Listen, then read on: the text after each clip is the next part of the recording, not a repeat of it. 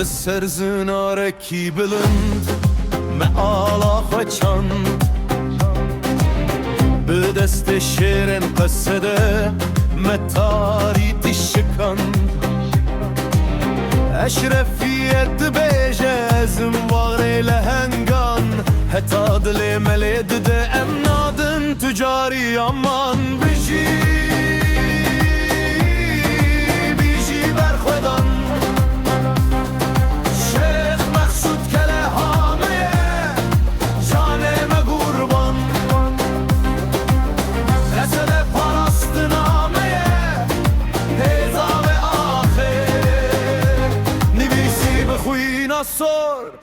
دیر و کعبه داخل بیجی برخودان شیخ مقصود کله هامه جانم قربان قصد پرست نامه هزام آخر نویسی بخوی نصر دیر و کعبه داخل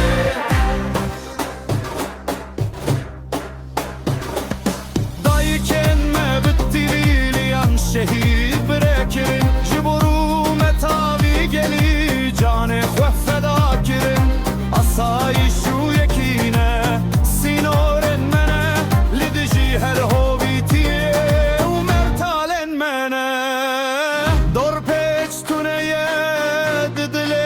آزاد دم صندا سرکفتن خوار دوه خبات ده شیخ مقصود برخودان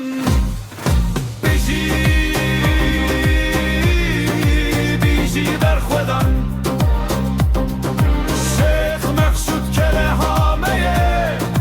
جانم قربان قصد پرست نامه